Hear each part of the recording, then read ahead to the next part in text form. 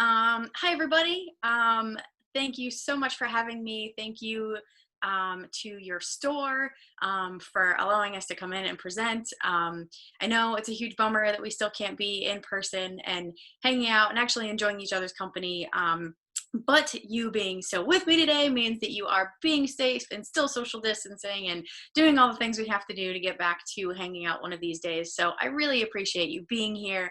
And what's kind of cool that I've learned through some of these, even though I still, again, would prefer to be in person and hanging out, doing things online with people. I've been able to have people in my classes from like Brazil, and I had someone from Quebec the other day, and I found that pretty cool. You know, it's a different way of reaching everybody during this time. So while I enjoy coming to your store and having all of you guys there, it's nice having other people in here too. So if you are out there from around the world, thank you for joining us as well. This, as Ben said, is one of my favorite things to talk about because it's one of the things that I am most passionate about. Today, we are going to talk about the art of travel and storytelling because sometimes I think we forget that photography is still an art. It's still something that we can be creative with. It's still something that we can think outside of the box with. So we're going to talk today about the art of travel and storytelling. And if anything, if you get one specific thing out of this presentation, I hope it's that you are inspired. That you're inspired to photograph more, that you're inspired to try a different genre of photography, that you're inspired to think outside the box, whatever that may be. And while I know we can't necessarily travel too far these days, there are tons of stories just right in our backyard.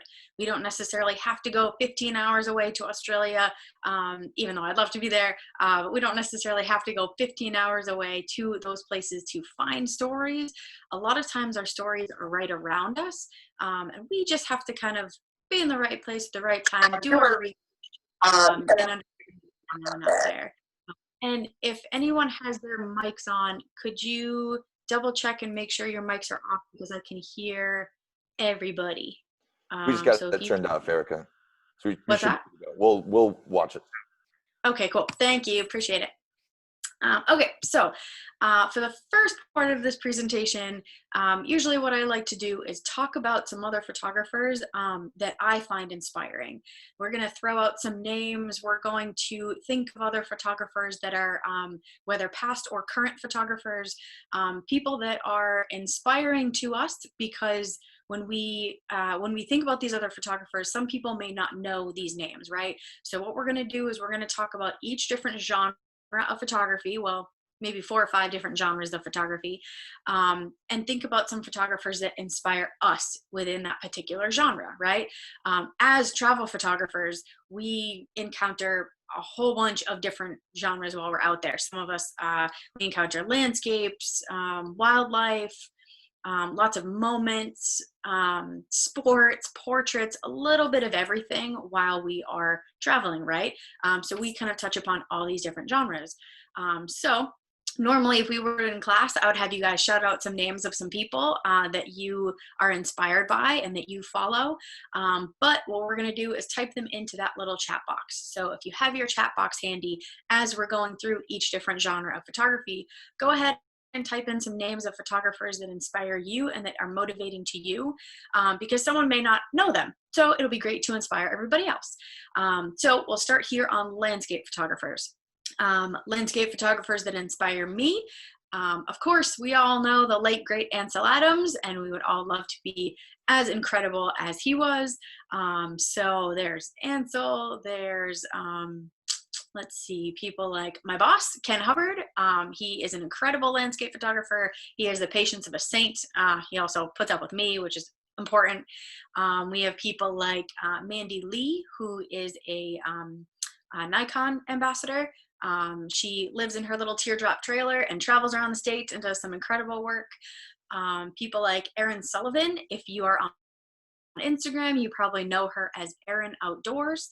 And she does lately, since she also hasn't been able to travel, she's been doing these really creative things indoors by making these little tiny scenes and photographing them like she was out traveling in the wilderness. So she's come up with all sorts of creative ways, just like we can. Um, so next on the list, we have wildlife photographers. If you know of any wildlife photographers that you admire, go ahead and type them right in there. I'm going to go ahead and say the team, Paul Nicklin and Christina Mittermeier.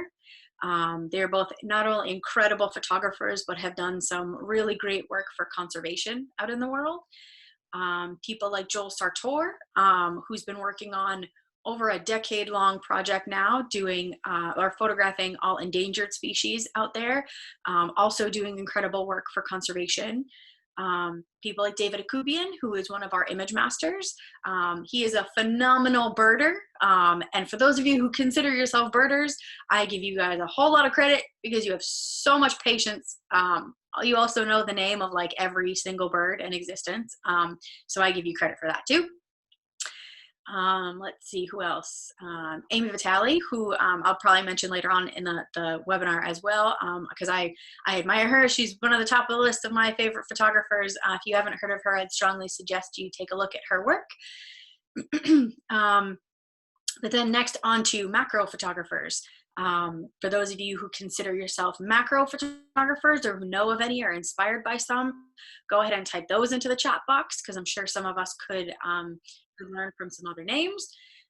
For me, I admire people like my coworker, Jillian Bell, who is an incredible macro photographer. And I do always joke with her that her and I could be out photographing the Grand Canyon in this beautiful landscape, right? And she'll be just right next to me photographing a rock, right? This tiny little scene. And what's awesome is that that's just a totally different way of looking at things. And I have learned a lot from watching her develop in her photography. So I appreciate her very much. I also watch people like Mike Motes, who's one of our image masters. He does some absolutely incredible work. He does these little like macro landscapes, which I appreciate.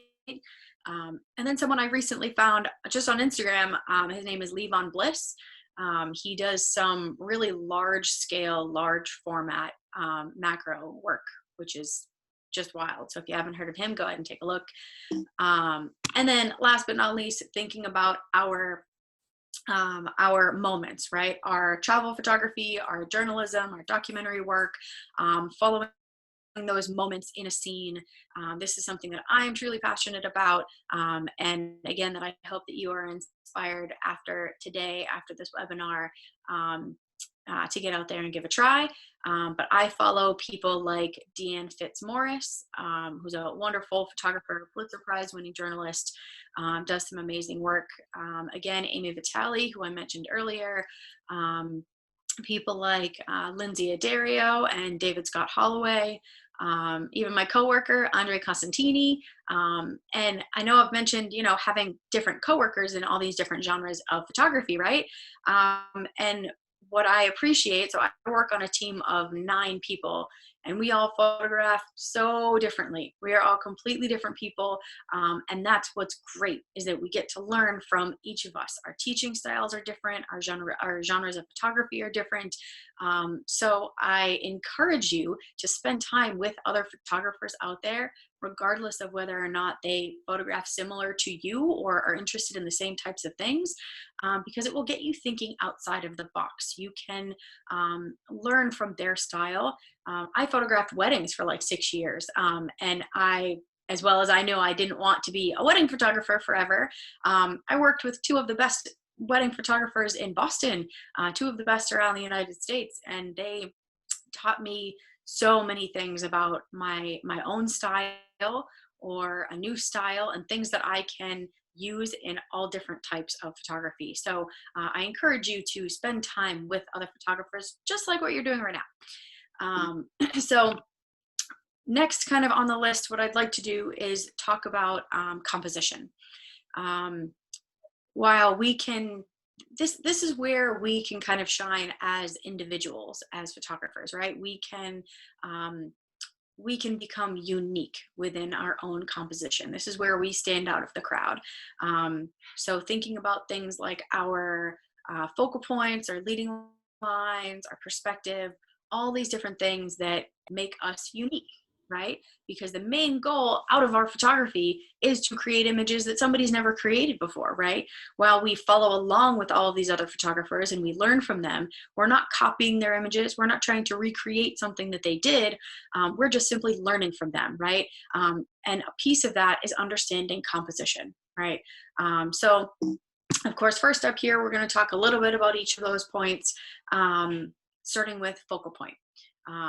What is focal point? Focal point is literally the main spot in our picture where our viewer's eye goes to as soon as they see that image. Whether that's digitally or whether that's a print and you physically hand them a print, the focal point is the starting point in that frame where your viewer's eye immediately goes to, okay? And how do they get to that point? A lot of that is through leading lines. Leading lines are these pieces that guide our viewer's eye through our frame to get to our focal point. And they don't have to be man-made necessarily. In this case, yes, we have these man-made lines moving our viewer's eye directly through our scene. But in some cases, they are, some cases, maybe they're made by motion, right? In this case, we have this moving kind of foreground leading our viewer's eye to the background. Sometimes it can be made by light. Sometimes leading lines can be made by silhouette or negative space. Leading lines can be made by a whole lot of things. And there's also, excuse me, losing my voice, I don't know why. But there's also no rule saying that leading lines, that there just has to be one, right? You can have multiple leading lines throughout your frame. There's no necessarily rule to that. In this case, I'd say maybe we have 3 or 4. We have our kind of man-made path on the right-hand side there. We have all of these shadows from the left moving our viewer's eye in from all these footprints from before. We have our horizon line and that fence line. All of these lines leading our viewer's eye right back to the silhouette of where I want my viewer's eye to go, which is my focal point, okay? Another piece to that is perspective. Perspective, as much as people kind of hate when I tell them this, sometimes you have to lie on the ground to get the photo that you're trying to create. Sometimes you have to go climb a mountain. Sometimes you have to go stand on a ladder, whatever that is. But you have to change up your perspective to think outside of the box. Even if that's just a little bit, right? So what matters in our frame is right here, what's in our image, right? Doesn't necessarily matter what's going on right over here because that's not going to be seen. But even if you change up little movements, just going right here or just going a little bit down here, changing up little increments can drastically change how the viewer is going to view your scene. That changes your perspective greatly. So think about those different pieces as well. And kind of last but not least, and that kind of composition bit here, thinking about scale. Scale, I think, is probably the puzzle piece to our composition that gets forgotten the most. And I think why that is because we were, as a photographer, we were there in our scene, right? We could tell how big or how small something was. We could see, how vast the Grand Canyon was. We could see how small this little flower is that we're photographing. So we understand the measurement of that scene because we were there. Our viewer, however, does not. Our viewer was not there. Unless they've been to that scene before and they know it well, they don't know how big or how small that situation was. So by adding something in our frame that as humans, we just psychologically and naturally know how big or how small something is, it's going to help our viewer understand measurement a whole lot better, right? This particular image, this was out at the Great Sand Dunes National Park. And I was having trouble at first. I had never been there before, and I was really overwhelmed by the fact that it was just huge, that you literally have these great sand dunes, right? They really are great, great sand dunes rolling across your foreground, right? You have massive sand dunes.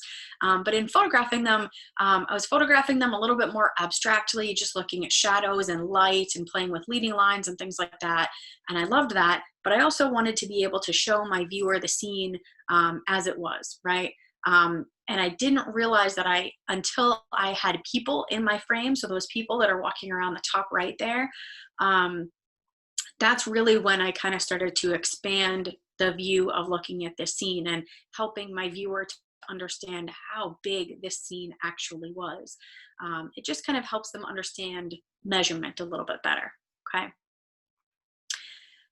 So with all of these pieces of composition, I do consider them puzzle pieces, right? We're thinking about all these different pieces. And while it may kind of sound like we're overanalyzing things, we're overthinking stuff. I overthink everything. But it may sound like we're overthinking our image, a lot of times we're doing this subconsciously, right? We find our focal points, we find our leading lines, we use our rule of thirds, we watch for framing, we look for different things like reflection.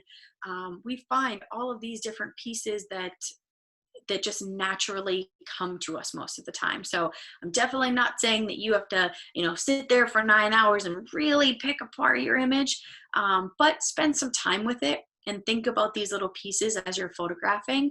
That way you just kind of get a feel for all of the different pieces in composition that are making your images unique. I know that I go back through, I kind of cull through images that I haven't seen in a long time so that I can go back and kind of relive them again. And I started to notice more recently, actually, a style within my photography. And I never thought that I had a style in my photography at all, until a friend of mine actually said, like, he was scrolling through Instagram and saw one of my images pop up, and immediately, without even looking at who shot it, he knew that it was mine. So I said, oh, wow, all right. So I actually do have a style. So I went through and started kind of culling through my old images to see what that style actually was. And I can kind of see it now. So I encourage you to do that as well, to go through kind of some of your old images now that we have a bit of time and a bit of, kind of room to breathe with our photography here. Take some time and look through everything and see what you can find from your style. So that kind of brings me to one of the topics I like to talk about is spending time with our images, or spending time with our scene. I know that when we travel with family, or a lot of times when we travel with friends who are not photographers, unfortunately, they don't want to spend 6 hours at one spot that we do, right? We want to spend a long time in that scene, photographing, waiting for the perfect sunset, waiting for the perfect sunrise, getting up at the crack of dawn. Sometimes they don't want to do those things, but there are lots of groups online. There are lots of workshops. There are lots of seminars and things you can do with other people, with other like-minded photographers, to be able to spend some time with your scene. And I encourage you to do that. So the reason I say that is because within our scene, even over just the course of a few minutes, something is going to change. Whether it's our light is going to change, our subject is going to change, something over time is going to change in that scene. Unfortunately, we can't stop time, right? So we have to have the known fact that something is going to change. This particular scene, I'm going to show you 4 images from the same spot. I was waiting for my coworker. I was out for maybe about 45 minutes waiting for him to get there. And noticed this guy ride his bike up on the beach, and I was kind of curious as to why he rode his bike up on the beach. This is out in LA, and it wasn't a mountain bike or anything. It was a road bike, right? And I bike, so I know that the road bike tires are really skinny and they're not made for sand. So I was curious as to why he rode his bike up there, but anyway, I digress. So I started photographing around, and a minute or two later, he scares away a whole bunch of seagulls, and it kind of fills in that negative space that we had before, right? The original image just kind of had this empty space up there. So this filled it in a little bit. Now, while I still don't necessarily see it as the perfect image, it filled in the negative space that was before and made it more interesting, at least, than the first one. A little while later, there was a surfer that came up out of the water. We were chatting, and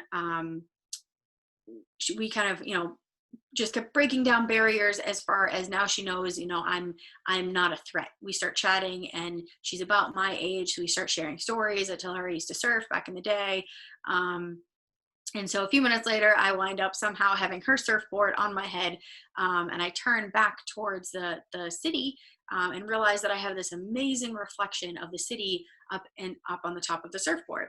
So knowing the camera equipment that I have with me, and knowing the scene that I was photographing before, I turn back towards that scene. The light has now changed. My overall view of the scene has changed because I now have added in this kind of secondary kind of subject, right? Now I have this really great reflection of the 3 lifeguard shacks that are there. And the seagull, it was complete luck, 100% luck. I did not Photoshop the seagull in. I'm not good enough with Photoshop to be able to do that. So I promised you it was just a happy accident. Anyway, a few minutes later, the light changes yet again. And again, as I mentioned, spending time with your scene, you'll really start to see the different things that change over time. And just a few minutes later, now that we have kind of broken down barriers with our the surfer that was hanging out with us, we asked her to go pose for a quick photo, and now we have this amazing silhouette, right? So what started out as just kind of this bland scene with not a whole lot going on, really kind of morphed into some dramatic light and having some great subjects, all because we waited around within our scene. I think that that's something that we should try and get used to a little bit more, is spending time within our scene. The more time we spend with it, the better we're going to know it, the better images we're going to produce. This kind of slide right here, I know it's a bit long. You're welcome to take a quick screenshot of it if you'd like, or take a picture of it with your phone, whatever you'd like. Write a few notes down. I did not write this. I'm not going to take credit for it. This is from a Nat Geo magazine that I found a long time ago. And it just sort of resonated with me, right? So I'm going to read a little piece of it to you because I think that it's relevant for what we're talking about today. Landscapes come in all forms: mountains, forests, plains, deserts, etc. Each have their own characteristics, and individual sites within each category have their own too. Whatever kind of landscape you're shooting, think about what the essential qualities are, not just the visual ones. Think about how the place makes you feel, what kind of emotions it stirs in you, and then look for ways to get those qualities and feelings onto film. So again, normally if we were in class, I would pick on you and make you tell me what this means. But we're gonna since I can't pick on you, you're welcome to type in the little chat box there. But what I took from this is to make sure that I understand my scene, that I'm not only photographing just to document the place itself, but to document the emotions that it gave to me, because then I can pass those feelings on to my viewer, to make sure that I am capturing as much of those feelings as I can to instill in my viewer so that they get some sort of emotion out of it as well. What I think it was also talking about is understanding the differences in our scenes, understanding that, while we may have, these are 2 very different mountain ranges, but they're both mountain ranges, right? So we have the Grand Tetons on the left, and on the right is a peak in Norway called Galdhøpiggen. So while we are, both visually looking at 2 mountain scenes, they're very different.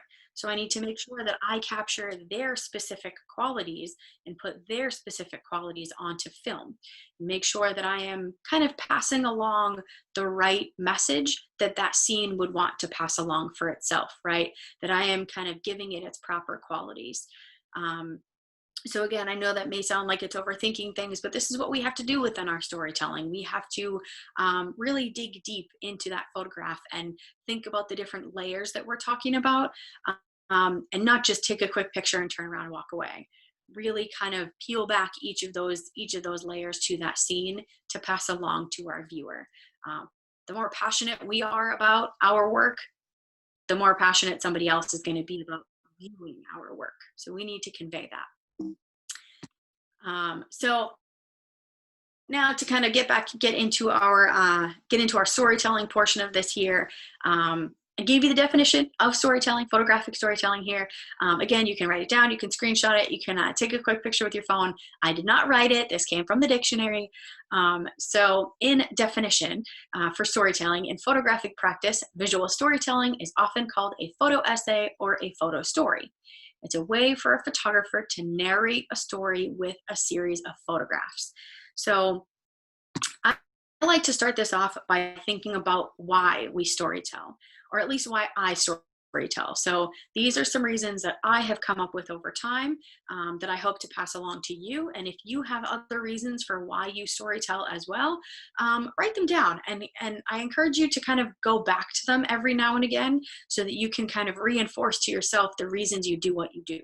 I've been doing a lot of that during quarantine, and a lot of really kind of probably just over analyzing the things that I think about and why I do what I do to make sure that I can produce good stories, right? So my first reason is because it brings a topic to light, right? Whether that's good, bad, or indifferent on any subject, it brings a topic forward, right? To somebody who maybe didn't know about that topic at all, or who wanted to dig deeper into that topic. But regardless, it brings a topic forward to somebody. My second reason is because it gives voices to those who haven't been heard.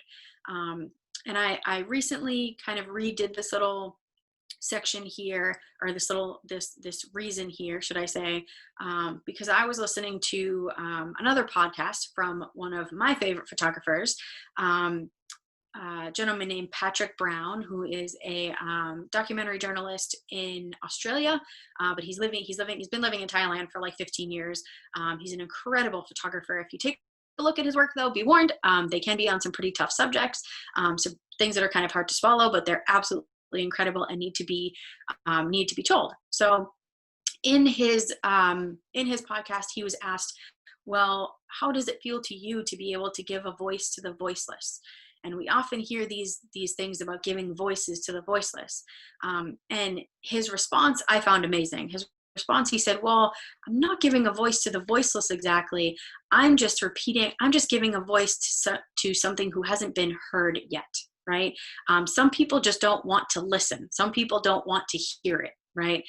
So essentially what he's doing is he's giving a voice to those who have not been heard, whether that's about the land, animals, children, on a humanitarian issue, an environmental issue.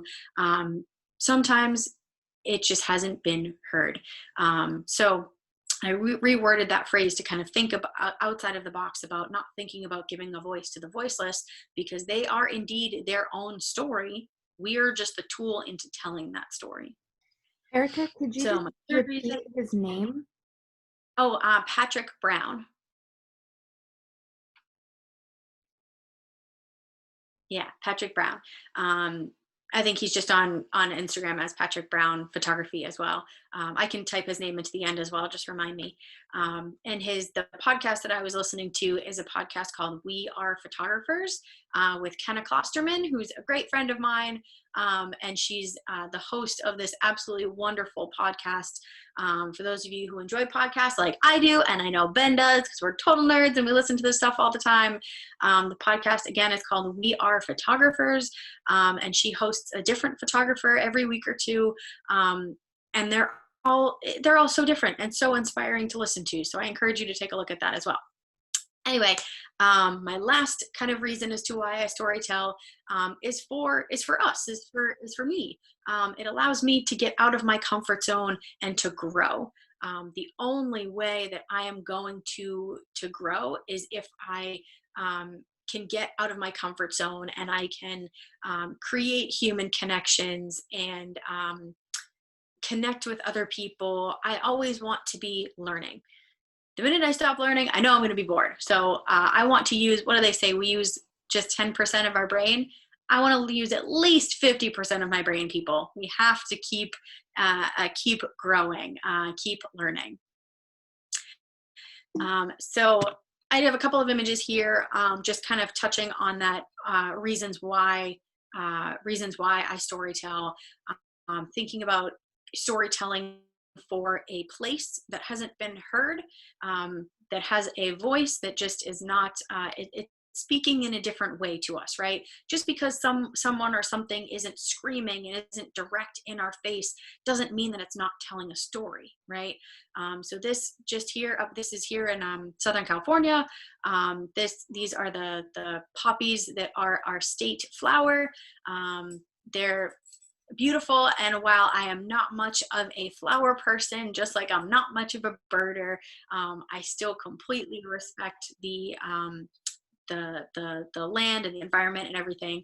And a couple of years ago, when I first moved out here, I had read about the super bloom that happens just out here in San Diego. It's like an hour north of me, and the orange poppies, they super bloom throughout all of these beautiful fields, and I wanted to go check them out, right? So I went to go photograph them, and from a distance they were beautiful. You just saw all of these orange rolling hills, and then as I got closer and realized that all the Instagram models were out there laying in the fields of poppies and people were kind of trampling all over them, I was just pretty disappointed that humans can't really respect just this little sign that says the area is closed, do not enter, and your poppies will thank you. And I found it a very direct message within this photograph that all of these lines were kind of broken down and the people were on the other side of that message. So it's just a very direct way of looking at it. Now, some of our images and our reasons behind we photograph, or why we storytell, sometimes you have to peel back all of those layers. And I know I've mentioned that before, but sometimes our story isn't necessarily staring us in the face, and we have to research quite a bit more about that place or understand more about that place before being able to tell the right story. This is out in Havana, Cuba. For those of you who have been to Cuba, you know that the people are lovely and warm, and it's just such an amazing place to be. I have friends that I now call family out there, so I go back a couple of times a year to visit them. And if you have been there, you've been on the Malecon, which is the main highway, the main strip that goes right down the coast of Havana. Now, this spot is very meaningful to a lot of people, specifically, of course, to a lot of Cubans. And it's very generationally different the way people view this spot. Years and years and years ago, generations ago, Cuban people weren't necessarily a fan of the sea, rumor has it.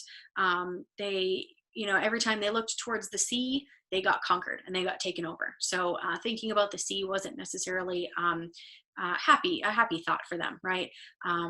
Now, if you go walking down the Malecon, you will see young people on a Friday night hanging out on the Malecon, enjoying a drink or having a date, spending time with loved ones, trying to catch internet on their phones. People fish off the Malecon all the time. It is a hopping, busy place all the time. So generationally, the place is very different. Now, if you look on the right side, you will see in kind of faded graffiti, you'll see 2 + 2 = 5. Now, I am no mathematician, but I know that 2 + 2 does not equal 5, it equals 4. But this is a message from a local graffiti artist. And his statement is that something is just not right here. We love Havana, we love Cuba, we love being Cuban, but something is just not right here. And this is his graffiti tag to explain just that. Something is just not right. So finding that graffiti tag here on this place that has so much meaning to people on so many different layers, I found a story all in itself just wrapped up under that small tag of 2 + 2 = 5. So when we talk in a little while about researching, this is another reason why I photograph, to make sure I understand more about a place. Now, one of those other reasons that we talked about a couple minutes ago was to create genuine human connection between people, right?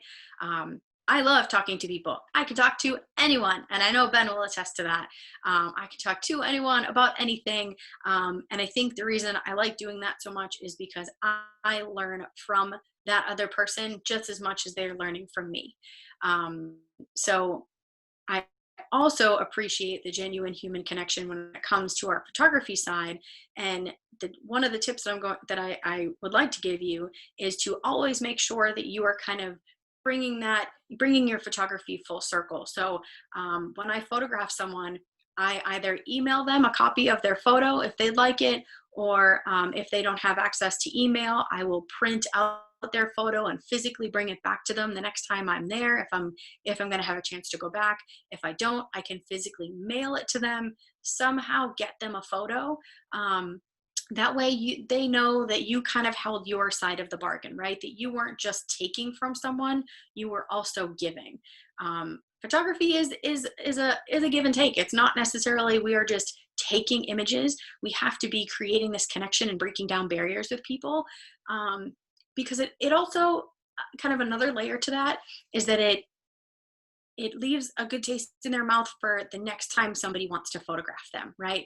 Not all people like to be photographed. I know that I don't really like to be photographed. I like to be behind the camera.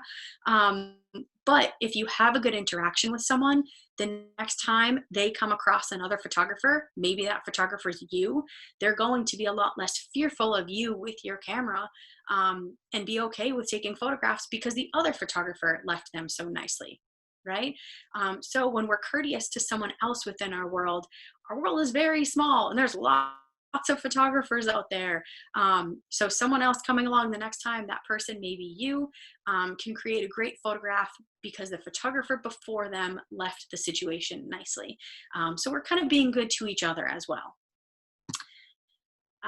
So back to kind of the storytelling piece of it here, thinking about single image stories versus multiple image stories. Single image stories have to be powerful. So your story has to be told all within one image. And yes, a lot of times there are captions that go along with this, but it has to be told all within a singular image. Multiple image stories, think of them kind of like chapters in a book, right? In a book, we have a beginning, a middle, and an end. We have dips and valleys, peaks and valleys for all of our emotions, right? So think of them like chapters in a book. We introduce characters, we introduce landscapes. We have a lot that goes on within that story, within multiple images, but there has to be a good beginning, middle, and end.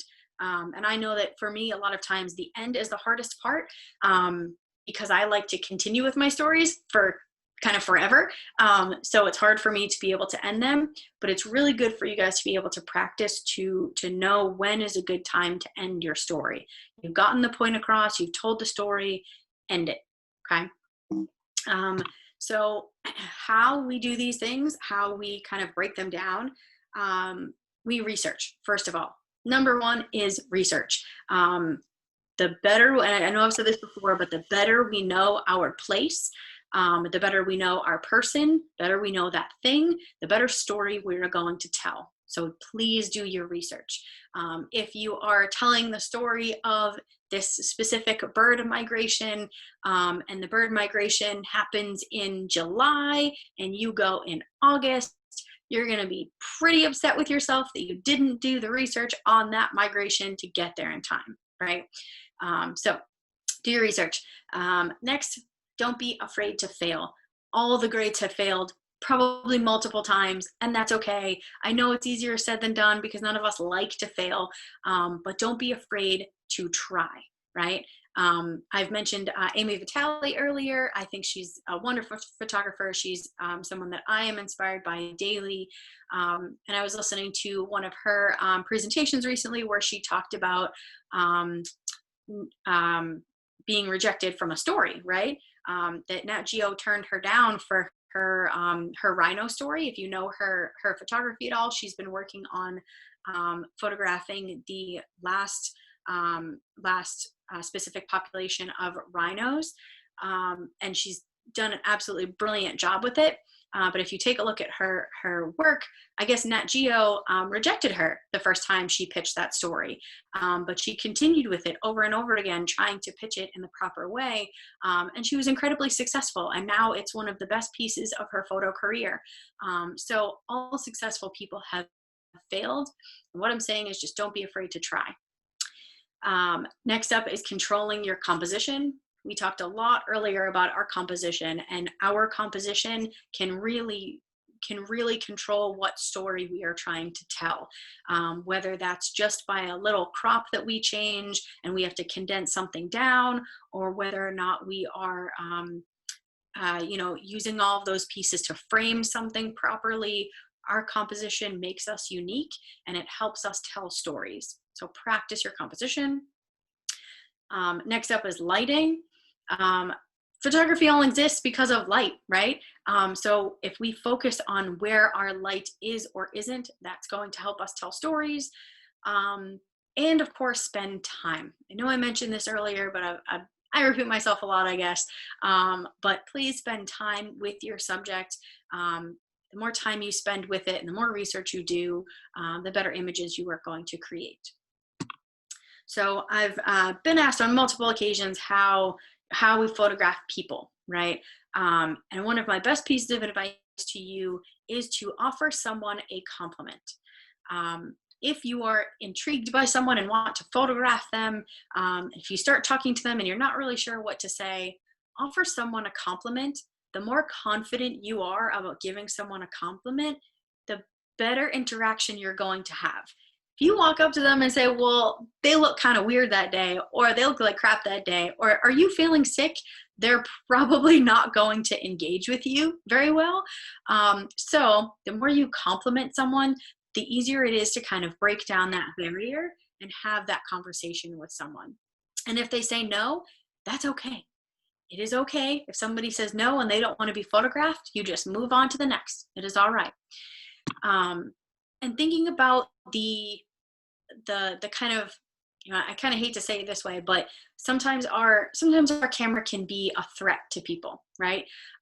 There are times when, someone sees a camera and, let's say for this example, I am out in Little Havana in Miami on Calle Ocho.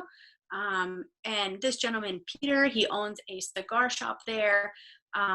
And he sees tourists on the daily, everybody with cameras all the time, right? So he gets photographed a lot, right? And so sometimes people just see a camera kind of as a nuisance or as an annoyance, or, it's a lot, it's going to interrupt their day and they really don't feel like being photographed. And we have to know that some people do feel that way about a camera. Maybe not us, but some people do feel that way. We have to respect the way they feel about it. So I encourage you to kind of not always have your camera as the first approach to somebody, right? So with Peter, I had gone into his cigar shop earlier that day, and there was a whole lot of people in there, a whole bunch of people photographing all the cigars, some people buying cigars, whatnot. So I decided to put my camera away. I physically put my camera inside of my camera bag, so it was no longer the kind of my main approach, right? I started talking to Peter and a couple of kind of employees that were working in the store, asked them some questions about the cigars, and then I decided to move on. I said, okay, well, I know in my head I want to photograph this guy. I want to photograph Peter, but I'm not going to approach him with that right away. Everything seems kind of busy. So I said, you know what, I'm going to be back in a little while. So I left and I went to go photograph down at Domino Park. I photographed some other people down there, talked to a few individuals. And then about an hour later, I came back to Peter's shop. It was a bit quieter and easier kind of to talk to people, but my camera was still in my bag. Didn't take my camera out. Instead, I kind of wanted to learn about him and learn about the shop a little bit. So I started asking questions about the shop, and he was more than happy to tell me about, how it's been handed down from his father and his grandfather, and how he's learned the trade and this and that. And I noticed that he had Hebrew written on his arm. Now I have family that lives in Israel. My family is Jewish. So I was curious as to why this really cool Cuban guy had Hebrew written on his arm. So I asked him about it. But in asking him, I also offered him a little bit of information about myself, saying, that I have family in Israel, and that's why I recognize the Hebrew on your arm. Can you tell me a little bit about it? And so he started telling me that he was opening one of his first cigar shops in Israel because of a specific soil that they grow there. And I found it super intriguing. So now it's broken down that barrier between us. We now have something in common. He doesn't see my camera as a threat. And he sees me as just another person, right? Another human being within his space. So then, of course, I asked him if I could photograph him. And he kind of got into his very, famous Cuban pose where he's outside smoking his cigar. And I said, no, we're going to do something a little bit different.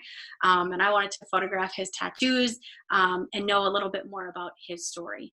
And I've also been asked why I cut out, why I didn't photograph his eyes on the top of the frame. Because a lot of times eyes, if they're in your image, are the first thing that your viewer will look at. They're going to look at the sharpest part of your frame, and they're going to look at eyes or writing, things that are very straightforward, right? So I know that this is a human being. I know that he has eyeballs. So I decided to kind of crop there and photograph, and just specifically photograph the tattoos on his arm, because that was the story. Okay. So now I want to think about, we talked earlier about single images versus multiple images.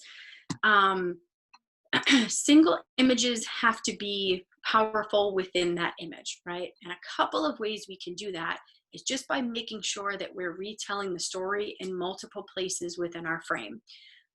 So in this particular case, this was in Iceland, and we had hit a really bad storm a couple of days in a row. And it was mostly wind, right? And wind is kind of a hard thing to photograph because you see the after effects of wind, you see the effects of them that are happening, but it's an invisible thing, right? So it is somewhat hard to photograph. So I wanted to make sure that I conveyed the wind and whatnot all in different parts of my frame, right? So I showed the beach here and how rough the waves are and how fast the wind was whipping there, but it wasn't that exciting. So by adding in the people that are off to the right there, made it a little bit more dramatic. You now have, you've set the scene as far as scale, right? We can understand how big or how small something is because we've added in people that we know how big they are. And you just emphasize the kind of dramatic of the situation that's going on, right? You have it shown in multiple different places that this storm is going on. You can also tell your singular images when it comes to using light. Light is really important. In this case, for a long time, I was photographing places, abandoned places that have kind of been left behind by humans, and watching nature kind of reclaim the space. And what I was intrigued about in this scene in particular was not only the different shapes that I had going on. So I have lots of kind of triangles and squares going on, but that it was all those shapes were created by light, and the light was landing on these cleaning supplies in a place that was so dirty, right? But it was so well organized. And I think there's lots of layers to this story here. So it's all wrapped up all within one image just because of light. And last but not least, creating a series. This is when we think about our images as a book, right? As a novel. So we have a beginning, a middle, and an end. We have all of those dips and valleys of emotions, and we make sure that they're very prominent to our viewer, that our viewer can understand them from start to finish. It's not all over the place. It is very organized from start to finish. So first, we need to make sure that we bring in our location. We kind of set the scene a little bit. And while this is very direct in a sense, it has it written right there. We know exactly where we are. We're at a place called Bombay Beach in the Salton Sea out here in California. But not all the times does our scene have to be set so direct. It can be just a landscape, or if you're working on a macro story, it can be, this patch of grass or something that just kind of sets your scene for your viewer. So just to kind of give you guys an idea, again, this is a place called Bombay Beach in the Salton Sea out here in California. It is a place that is literally in the middle of the desert. It is very dry. It is very hot. It is very intense. And it's also a very small community. There's only a couple hundred people that live in this little town, but all really wonderful people and all characters within their own right. So I went out there for a specific project to photograph a specific character. Him and I had made plans the day before, and I get there that day, and he is absolutely nowhere to be found. My subject has disappeared. So I decided that I'm going to just drive up and down the street. I'm going to eat my breakfast, and I'm going to think about how to take this project forward. So I was out there because I was actually taking a workshop. I was taking a workshop with Deanne Fitzmaurice about photo storytelling. And since my subject had disappeared, I couldn't just leave. I needed to find a story to tell. I was not going to fail in front of Pulitzer Prize winning Deanne Fitzmaurice, right? So as I'm driving up and down the street, there's absolutely no one to be found. As I said, this town is very small. There's only like 200 people there. But luckily, I see a couple of guys in the middle of the street playing football.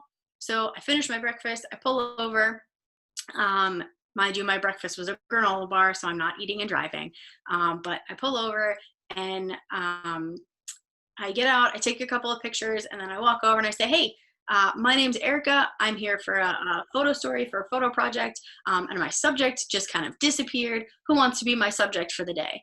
And the guy in the front, his name is Jack. He looks at me and he says, hell yeah, girl, let's go. What do I have to do? I was like, great, this is awesome. So I'm just going to infiltrate your life for the day. You can kind of pretend I'm not here sometimes, but is it okay if I, photograph you throughout the day? I said, yes, absolutely.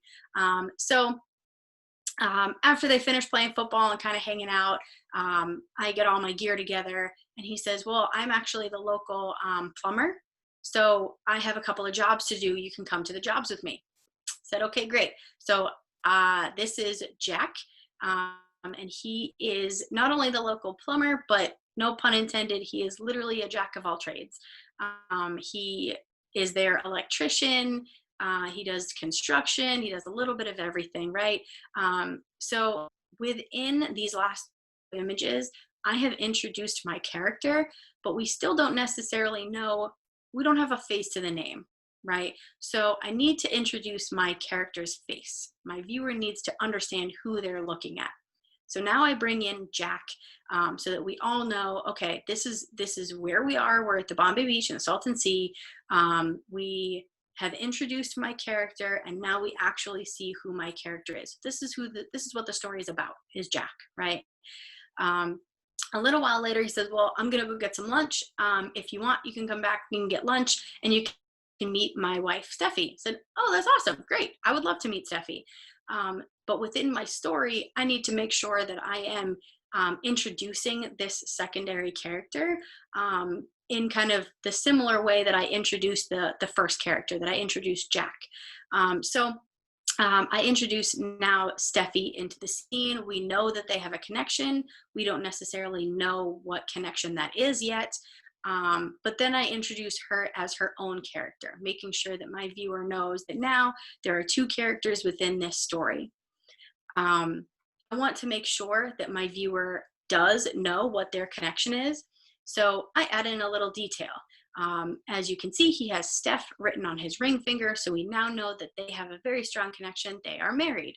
And the story has now become less about just Jack and being a plumber, and more about his life and his place in Bombay Beach and what he does and his family. And throughout that day, he had told me, he'd gotten more comfortable with me, and again now knows that I am not a threat and I am just here to photograph and be a friend, be an acquaintance in your life, right? So I add in their home to make sure that my viewer kind of understands really how colorful they are and set the scene for their space. And before I leave that day, they had told me about why they moved to Bombay Beach. So they didn't grow up here. They're actually originally from LA, and they moved out to Bombay Beach because they wanted a little bit simpler of a life. They had run into some trouble out in LA when it comes to drugs, and they wanted to make sure that they could kind of regain control of their own happiness. So they came out to Bombay Beach, discovered God, and that's why you can see all of their Bibles kind of painted and tied to, this is what they call their Bible tree, and this is kind of their encouragement and their spirit in life, right? This is what their little shrine that they focus on during the day. So I wanted to make sure that it was an important part of the story, that it was relevant to set the scene, right? And before I left that day, and to conclude my story, I wanted to make sure that I photographed the two of them together so that I could print them a photo and send it back to them so that they had something to show for the day. And before I did that, or when I asked them to come and take a photo together, they sat down on the couch and gave each other this, just the most beautiful look. And the story then became not just about Jack and being a plumber and where he is in his life, but about their love for each other. It was a complete love story. So I photographed the two of them, and I was able to send back a print to thank them for kind of letting me infiltrate their life for the day. And it was a story that just kind of came full circle, right? So it has a beginning, it has a middle, and it has a very, very solid conclusion. So I'm gonna leave you with a couple of tips because I know it's 11 and we have some questions I know we want to get through. Please do your research, be patient, practice. All of these things are going to help you in the future. Thank you so much for being with me today. You can find me on social media as Tamron Tech Erica, both on Facebook and Instagram. So if you have any questions or need any help, please feel free to reach out. I'm happy to do so. And I'm going to bring back in Ben and Jen and see if they have any questions that I can answer. I got a couple questions, from the chat room. Yeah. The first one, someone was asking how you took the shot with the surfboard on your head.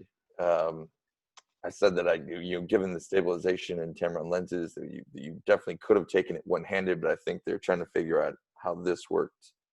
Oh no, I took it one-handed. So I had camera in one hand, holding the surfboard in another. My camera bag was like literally tied around my foot. I looked like a complete fool. But no, I was just the stabilization it was with the 15 to 30, so I could get kind of the whole view. And I back button focus. So I strongly recommend, for those of you who don't back button focus, please back button focus. It'll take you a few weeks to get to it. I know it can be kind of annoying, and I do know photographers that hit it. But your front button should only be there to take a picture. It shouldn't be there to worry about focusing. So use your back button to focus, front button to take a picture, and that's that. Jen's laughing at me, but that's my. It's good. I think it's many of us you would agree. So I like that. It's the first time I've ever heard anybody say like the front button should only be there to take a picture and not to focus. So you expressed yourself very clearly. That was just excellent. This is the way you do it. And of course, we encourage everybody to shoot however they love to shoot. But I love your conviction in that statement. Yeah. It's okay. I mean, not everybody loves back button. I have a photographer friend here that I photograph with all the time, and he hates back button focus. He refuses to do it. And he's an incredible photographer. Absolutely incredible photographer. So I'm not going to change his ways. I just know that I think it's a wonderful way to control your camera. So maybe I'm just a control freak. Probably, but. Somebody asked if you ever use flashes in any of your images. Very rarely. If I need to add in light, I'm usually using a reflector, or I have a Westcott ice light that I bring with me. I love that little thing. That it's the Westcott ice light is just this long light, and it's a very clean, very consistent light. I can control the power on it. I can again shoot handed, have one light over here, one camera up here. Somebody else is holding it for me. And no flash. Cool. Another question was your post-processing process, what you use, how much of it you use, what you do in whichever program you are using. Yeah. So I use mostly Lightroom with some plugins. Um, Lightroom I find is, if I want something all in one, something that I can not only edit in but organize, whereas Photoshop is just very singular image based. So if I want to, like, when I was shooting weddings, if somebody closed their eyes in one picture but had their eyes open in another, but I need to swap them, you can physically swap their eyeballs in Photoshop. You can do everything in Photoshop, right? But it's very image based. Whereas Lightroom is, you can cull through batches of images, you can control multiple at once. So I find that it's easier for me also to see my entire photo stream from that day. But I know a lot of photojournalists who prefer Photo Mechanic to be able to do that. I like Photo Mechanic as well. And then I use a couple of separate plugins that are plugged into Lightroom, and I physically export them through there, like Sharpener Pro and that kind of thing, just to make sure if I missed focus by a little bit, I can sharpen it back up. Cool. Yeah. Okay. Another question was, let me get back to it. And with the back button focus, are you using that even when on a tripod? Yes. Yeah, I never take back button focus because it's already there, and I have naturally come to know my camera, so I don't want to waste time going back and forth between turning it on and turning it off. When I'm set up on tripod and everything is kind of set and good to go, I still want to be able to, like, I guess the only way I would, trying to think of when I would turn it off. Yeah, I don't have any, I never turned it off on anything. No. Question, what was the name of the software to sharpen photos? Oh, it's through Nick software. Nick has a whole bunch of plugins, and one of them is Sharpener Pro. They also have raw, I think, raw output as well, or output sharpener or something like that. It's Sharpener Pro is the better of the two, if I say so. In my opinion. I feel like I should just put at the beginning of this IMO, in my opinion, just so that, like, this is all just my crazy opinion. Nobody has to listen to The very first slide that we see. IMO. Yeah. IMO. Thanks for attending Storytelling. This is Erica Robinson. I mean, ultimately, everybody is here to hear your opinion today, Erica. So you're on point. That's I think most of them probably saw your name or your picture when they signed up. So, and then, so look, any other last questions from anybody? I'm going to ask a quick one that I think I've never heard before. You'd mentioned the abandoned places that you're photographing for a while. How do you find the places? And then is there any kind of, as far as getting into them, anything that's obstacles, I guess, challenges and or legalities? Oh yeah, for sure. So when I first started photographing them, I probably wasn't doing it. I was young. I was, probably a high school, early college. And I probably wasn't going about it in the way that I should. As I got older and realized that, I like to play by the rules for the most part. I mean, I use rules as guidelines to help me, to help me process, right? I want to make sure that I'm going about things the right way, not only so I don't hurt myself, but so I don't hurt other people. And a lot of the places that I was photographing, I was reaching out to the landowner, or a lot of them are owned by the state. So I would reach out to the state even to find out if I was allowed to be there, or if I needed, sometimes they would send state officials with me so that I could go photograph and that they would be there with me. So I was doing things legally. Most of the abandoned places that I photographed were in the Northeast. So most of like New York, Vermont, New Hampshire, Massachusetts. And so I was kind of getting in touch with a lot of the same state officials to find out if I was allowed to be there. And when it came to actually finding the places, most of it is just networking online. I know Instagram wasn't huge back then, so it was mostly Facebook. That way I could get in touch with other photographers who were doing the same thing. And then we could go together as a group, and no one was getting into trouble doing it. So most of it was just networking. Cool. Okay. Yeah. And there was, Floyd said in the chat room here, sometimes you just have to sneak in, which is, we're not saying that we condone that, but No. you know, I've heard that is, you know, sometimes just what happens, what has to happen. Well, there are any other.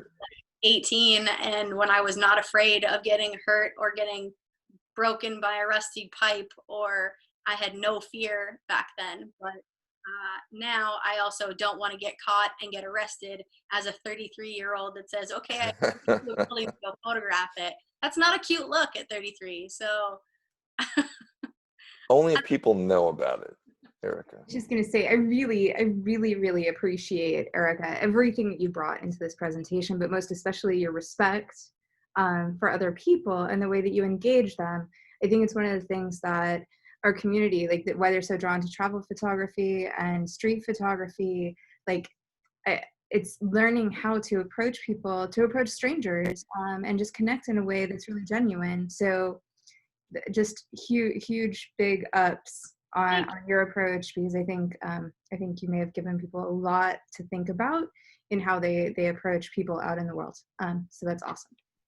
Thanks. I appreciate that. I think it is all about, you know, we're all in one planet. We have one space, and we need to treat it well. We need to connect with each other on these different levels. And I think, you know, I think that we all are completely capable of doing that. You guys probably have all done it. It's just now I'm just here to tell you to reinforce it. That's all. So yeah, thank you.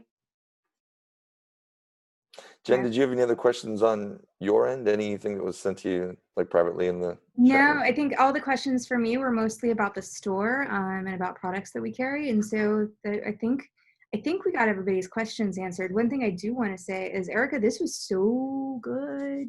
Like, it was so good. We should run it again. I think that this is one that needs to happen multiple times. Because a lot of people had to duck out, and yeah, we're going to follow up with the recording, and all of that is good. But I think experiencing you in person is very inspiring. And yes, there's Hannah saying, yes, please, Jen. So yeah, this was excellent. You're super engaging, Erica. Thank you so much.